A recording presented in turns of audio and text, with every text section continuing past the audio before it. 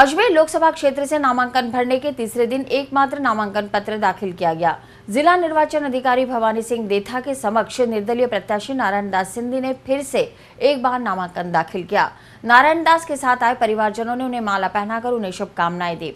गौरतलब है कि अजमेर से हर चुनाव में अपनी उम्मीदवारी जताने वाले पूर्व जन नेता कन्हैयालाल आजाद के बाद नारायण दास सिंधी एकमात्र उम्मीदवार है जो विधानसभा और लोकसभा चुनाव में हर बार नामांकन भरने के बाद अपनी जमानत जब्त कराते हैं।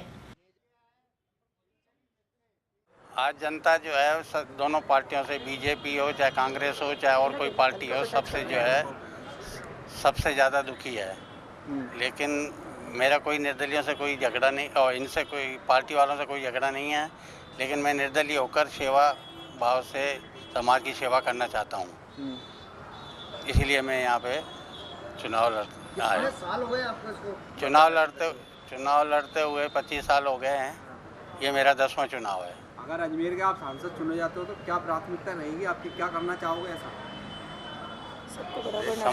समाज की सेवा करना, सबको बराबर नज़र से विकास कार्य करने जो भी है। देश में होने जा रहे लोकसभा चुनाव के मद्देनजर निर्वाचन आयोग आचार संहिता की सख्ती से पालना करवाने में जुटा हुआ है। आयोग की नजरें उम्मीदवारों द्वारा मीडिया के माध्यम से प्रचार पर टिकी हुई हैं। अजमेर में जिला निर्वाचन अधिकारी पेड न्यूज के मामलों की निगरानी में खुद जुटे हुए हैं। उप जिला निर्वाचन अधिकारी हरफुल यादव और सूचना जनसंपर्क उप निदेशक प्यारे मोहन त्रिपाठी द्वारा पेड न्यूज के मामलों की लगातार निगरानी की जा रही है। इस मामले पर नजर रखने के लिए बनाई गई कमेटियों की नियमित बैठकों के माध्यम से समीक्षा भी की जा रही है। शुक्रवार को जिले के निजी चैनल और FM नेटवर्क के प्रतिनिधियों की बैठक यादव के कक्ष में आयोजित की गई, जिसमें उप जिला निर्वाचन अधिकारी हरफुल यादव ने प्रतिनिधियों को चुनाव आयोग की गाइडलाइन की जानकारी देकर पेड न्यूज के संबंध में दिशा निर्देश दिए। नेटवर्क प्रतिनिधियों ने आश्वस्त किया कि विधानसभा चुनाव की तरह इस बार भी लोकसभा चुनाव में निर्वाचन विभाग का सहयोग करेंगे, साथ ही मतदान का प्रतिशत बढ़े इसके प्रचार प्रसार में भी सहयोग करेंगे। जिला निर्वाचन अधिकारी एवं कलेक्टर श्री भवानी सिंह देथा के निर्देश पर आज जो अजमेर के केबल ऑपरेटर्स हैं उनकी एक बैठक के लोकसभा चुनाव 2014 के संबंध में बुलाई गई।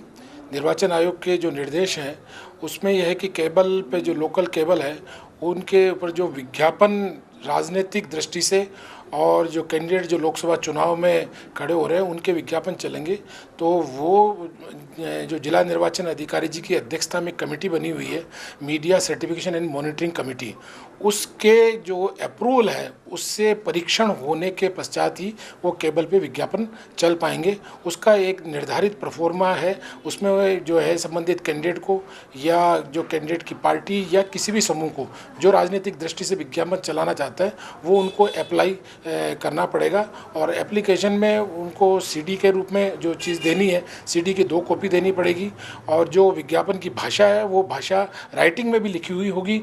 उसके बाद में कमेटी के जो मेंबर्स हैं जिसमें जिला निर्वाचन अधिकारी जी स्वयं अध्यक्ष हैं, मैं डिप्टी डायरेक्टर पब्लिक रिलेशन उसका मेंबर सेक्रेटरी हूँ, ADM सिटी जी हरफुल सिंह जी वो उसके मेंबर हैं, एक प्रेस काउंसिल ऑफ इंडिया के मनोनीत जो हमारे सीनियर जर्नलिस्ट है वो उसके मेंबर हैं और एक field publicity officer government of India वो उसके मेंबर है। तो वो कमेटी अप्रूव करती है तब विज्ञापन उसमें लागू होता है और विज्ञापन की जो रेट है वो DAVP directorate of audio visual and publicity committee जो दिल्ली की है अपने भारत सरकार के, उसमें जो रेट है उस रेट के आधार पर उस विज्ञापन की दर तय होगी कि कितने सेकंड विज्ञापन चलेगा, क्योंकि सेकंड्स के ऊपर उनकी रेट तय है।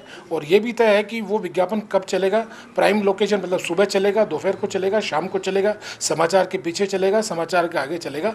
तो कुल मिला के है कि विज्ञापन जो है वो पूरी तरह से यहाँ से परीक्षण होने के पश्चात ही चलेंगे। और पेड न्यूज़ का जहाँ तक संबंध है कि पेड न्यूज़ के मामले में भी बैठक में ये निर्णय हुआ जो निर्वाचन आयोग के निर्देश हैं कि किसी भी इस प्रकार की कोई न्यूज़ चैनल ऐसा नहीं करे जिससे कि मतदाता भ्रमित हो और लोगों को लगे कि आप वन साइडेड किसी एक तरफ जा रहे हैं या एक तरफ कैंडिडेट का प्रचार करें, तो वो पेड न्यूज़ में आ जाता है। तो पेड न्यूज़ की श्रेणी में आने पर वो जितना जो उसका आपने दिखाया वो कैंडिडेट के खाते में वे खाते में चले जाएगा और प्रेस काउंसिल ऑफ इंडिया और न्यूज़ ब्रॉडकास्टिंग एसोसिएशन की ओर से आपको भी नोटिस वहाँ से जारी होंगे। ये आज इनको सबको अवेयर करने के लिए ये बैठक बुलाई गई और सबने पूरा अश्योरेंस दिया और सबने कहा कि नहीं साहब, अजमेर में पहले भी विधानसभा चुनाव में ऐसा नहीं हुआ और लोकसभा चुनाव में भी बिल्कुल जो भी नियम कायदे कानून है उसके तहत कार्रवाई।